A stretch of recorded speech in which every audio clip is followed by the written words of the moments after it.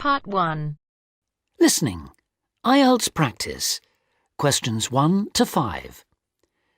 You will hear a telephone conversation about voluntary work. You should answer the questions as you listen because you will not hear the recording a second time.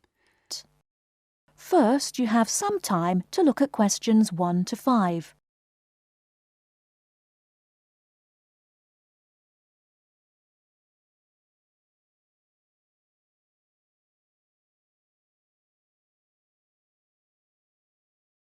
Listen carefully and answer questions 1 to 5. Hello, Volunteers Worldwide. How can I help you? Hello. I'm ringing to find out about opportunities for doing volunteer work. Could you give me some information, please? Yes, certainly. But before I do, I need to ask you for a few personal details. That's just because the opportunities open to you are dependent on your age and on what qualifications and skills you have. That's fine. So, if you could just start by telling me your name and age. OK. My name's Ben Opperman, and I'm 22 years old. OK, and what qualifications do you have, Ben?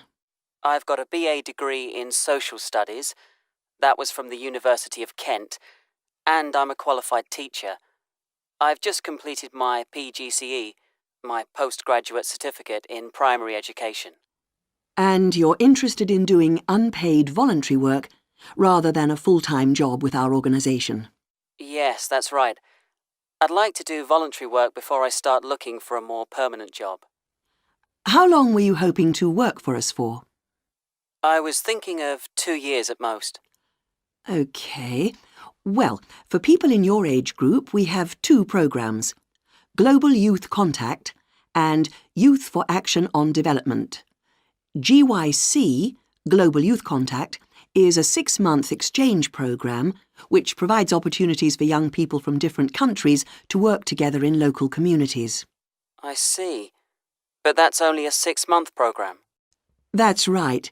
But our other programme, Youth for Action on Development, requires people to volunteer for a year at least.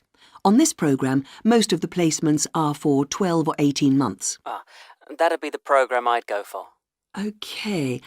Now, do you have any other skills or special interests that might be useful for the kind of work we do? Well, I've done a lot of conservation work in the area where I live. Good, that's useful to know. And I belong to a wildlife protection group. Right, that could be very helpful. Before you hear the rest of the conversation, you have some time to look at questions 6 to 10.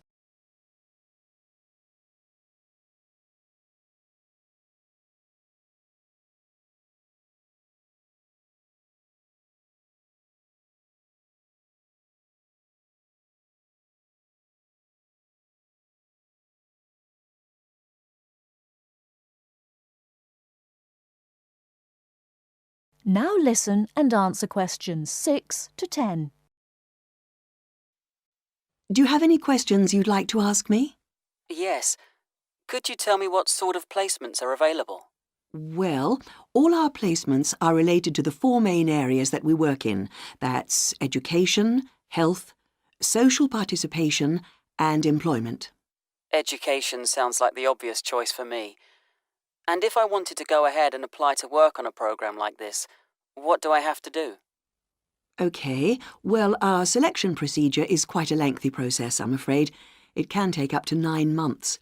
We get many more applicants than we have placements for, so we need to make sure that we get the best people for the kind of work we do.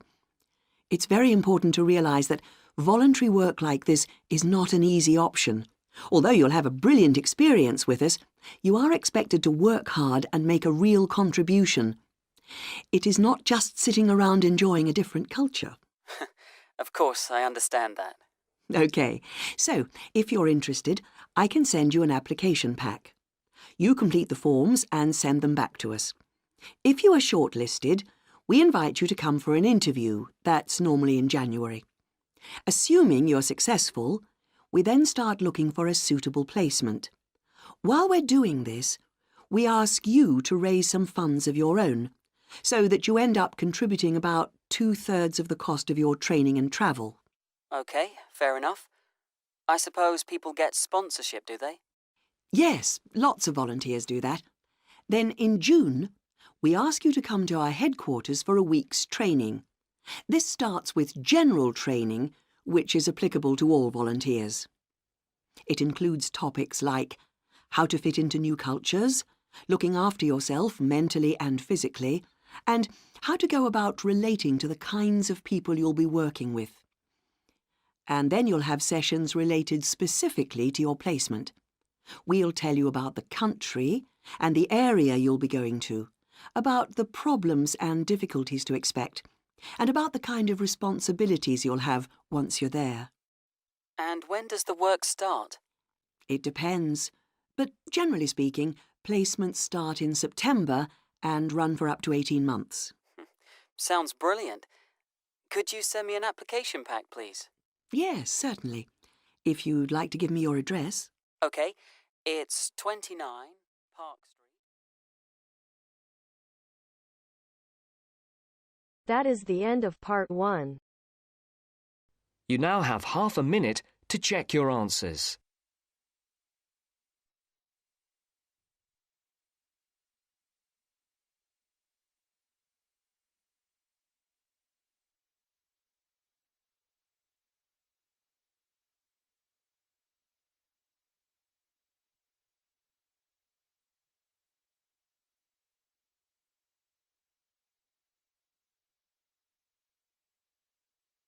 Now turns to part 2. Part 2. Tom and Barbara are talking about markets in London. Barbara has a market list, and she wants to find out more details about them. Listen to the conversation and complete the market list. First, you have some time to look at questions 11 to 17.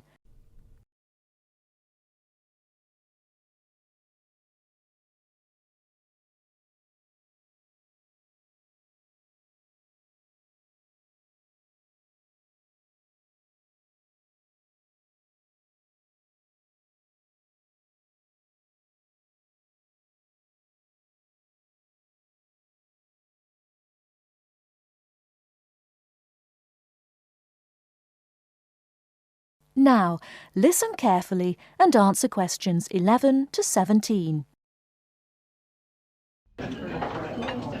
Hi Barbara, what will you do this weekend? Well, I'd like to do some shopping, but I have no idea where to go. I've only been here a few days. I was told London is an expensive place to live. Yes, but that's not completely true.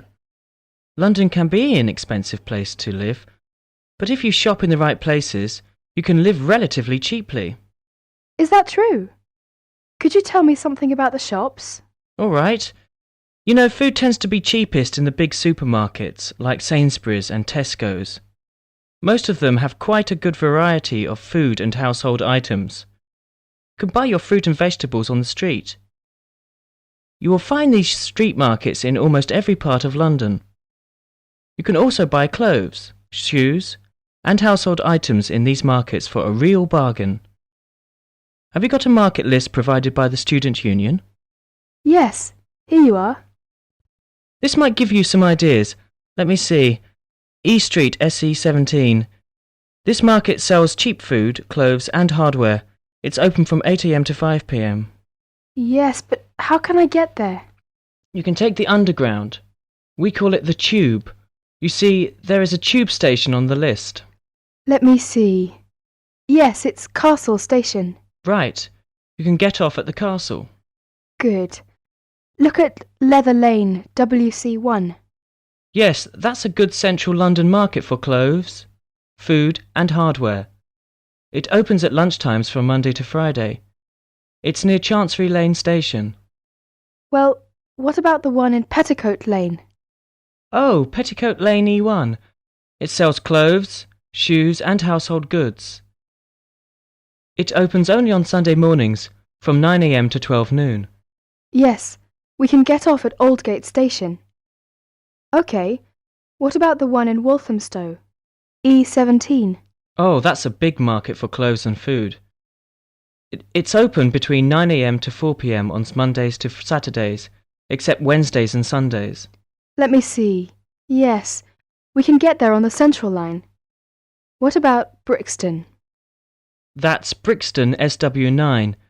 It's an indoor and outdoor market with a lively atmosphere. It sells vegetables from all over the world. It opens 9 a.m. to 6 p.m. Mondays to Sundays and half days on Wednesdays. Oh, it's close to Brixton Station, very near my place. Great. It's very convenient. Tell me more detail about Camden Lock. Yes, there are several markets on Camden High Street and plenty of shops. They sell fashion clothes, jewellery, recorders and pottery. It's good for buying presents. Very close to Chalk Farm and Camden Town Station. I see. It says that it opens on Sundays only from 8 a.m. to 5 p.m. Well, I think these markets might help to keep my costs down. Well, if you need to buy new electrical goods or large household items, you can wait until the January sales when almost all the shops sell goods at discount prices. Thank you very much for your help. Tom, shall we go to Brixton together this weekend? I'd love to. Oh, I'm afraid I've got to go to a lecture. I will ring you tonight. Bye. Okay, bye. Barbara is phoning Tom about shopping. Before you hear the rest of the talk, you have some time to look at questions 18 to 20.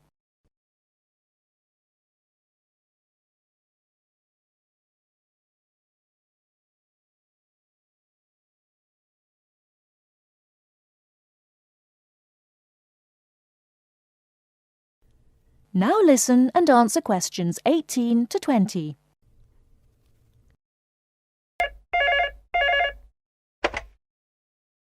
(401 0625). Hello, is that you, Tom? Hi, Barbara. Have you decided where to go tomorrow? Yes, that's right. I want to go to Camden Town to shop. Would you like to go there with me? Yes, I'd love to. That's a good market. Mary's here with me now. She wants to go there too. Shall we meet at Camden Town Station? OK. How are you going there? We will go there by bus. It's only 3 stops from my place. Well, we might walk there if the weather is fine. How will you get there? I think I will have to take the Underground. I'm at Bond Street, and I'll take the Central line first and get off at Tottenham Court Road. That's it. Take the Central line and get off at Tottenham Court Road. Then you want the Northern line to Camden Town. It's only about 4 stops. Make sure you get a northbound train though. You want northbound Camden Town, OK? OK. I think I can find the way. I have an Underground map with me now. What time shall we meet there tomorrow? How about 10:30? Well, I think that's a bit too late. It might be crowded by that time. How about 1 hour earlier? Say 9:30. Fine. That'll be all right. See you tomorrow. Bye.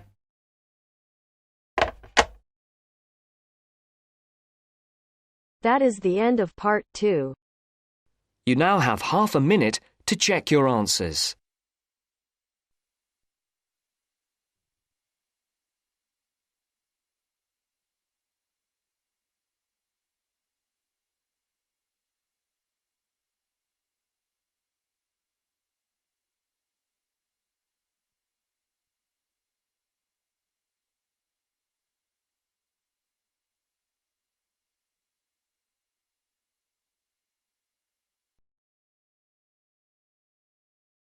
Now turns to part 3.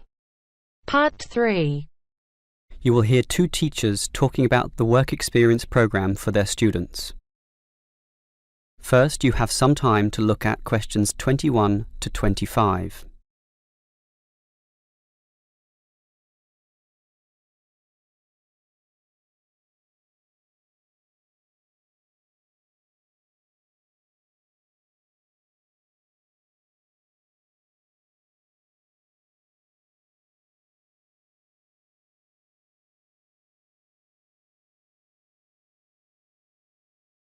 Now listen carefully and answer questions 21 to 25. OK, we've got to arrange this programme. Work experience. I believe quite strongly in this myself. Studies are often just too theoretical and the best learning can be on-site. Sure, in principle, but you've got to find the right companies.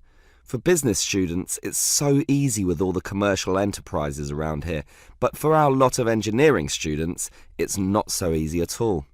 Last year's education students were easy too. We just put them all into schools.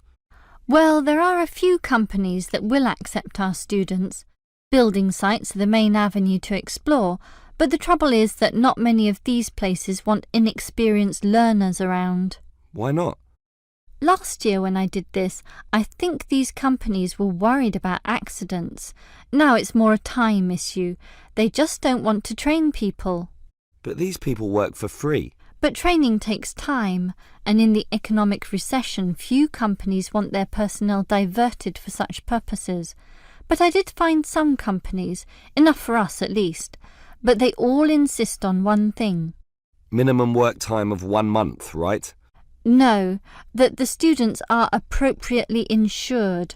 Remember, these are building sites and there are quite a few hazards there, and we're putting untrained students, not trained students, right amongst them. So these companies want financial coverage in case of accidents. Gee, is that going to be expensive? Yes, I'm afraid so, since we live in quite a litigious society. Consequently, insurance rates are sky high, almost unaffordable. I see. Can our budget meet this? Last year we couldn't pay for the programme. This year we can, since we have fewer students to deal with, but we'll nevertheless have to cut corners in certain areas. I never like it when that happens. Neither do I. In which areas do we need to economise? Well, the payment to students is not going to change. After all, they won't do this work unless they can get some money. We'll also continue to subsidise their travel as we did last year. Last year we gave them a completion bonus too. It was a big success. Made them go through the whole month. But not this year. We'll impress upon the students that possible failure could result if they don't finish the whole term. OK, I trust that will work. Before you hear the rest of the conversation, you have some time to look at questions 26 to 30.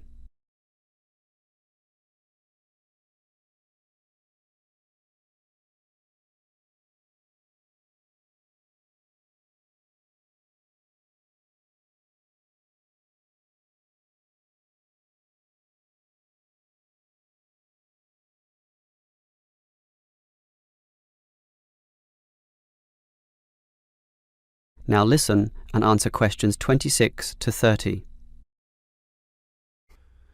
The most important issue for me about this work experience programme is which companies are getting involved, and that was your job. What companies did you find? Right, 4 companies are prepared to help out. Hepplewhite Distilleries, AJ & Sons Engineering, Johnson Demolition, and Sansoni Security. How many students can they take? Hepplewhite can take 6. 6? Sorry, 5. It's limited at the moment by the winter, since beer drinking is lower around this time. As for AJ & Sons, that would be 7. Last year it was 17. Not this year, I'm afraid. The other 2 places are 6 and 6, which makes up everyone, 24 of them. Right. What about starting dates? That's the problem. They cannot all start and finish on the same date, which makes this a little hard to dovetail with the academic semester. Hepplewhite can accept its cohort around August 15th. AJ are a little later, starting 5 days later, in fact. The 20th? Actually, the 21st is what they said. And the other 2? The demolition company can start earlier, the start of the month, the 1st, and the security firm will start 3 days later on the 4th. OK, that sounds good. And will all our students work for 1 month? Well, remember, it doesn't have to be a full month, but just long enough to meet syllabus requirements. So, how long is Hepplewhite going to use these students? They said 3 weeks, maybe 4 weeks if we want it. We want it. Tell them the longer option is necessary. Sure. I think they'll accept that. The students will probably buy some of their product, which will make the owners happy. As for the engineering company, it's giving 24 days. That's fine. And the demolition company? They're saying 2 weeks, 14 days. Impossible. The students can't complete their projects in such a short time. You'll have to be stronger. Tell them minimum 18 days. All right. The owner seems reasonable. He'll probably accommodate us if I throw in a few incentives. That leaves the security company, which is offering... Let me guess. 3 weeks, 21 days. Almost 22. Ha! I was close with my guess of 21. Just 1 day off.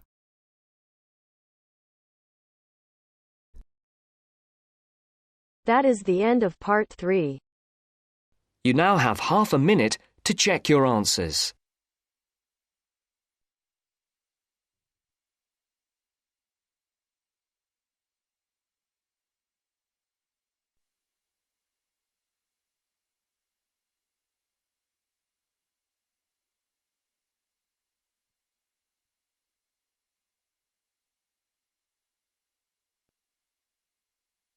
Now turns to part 4. Part 4. You will hear part of a lecture about philosophy. First, you have some time to look at questions 31 to 40.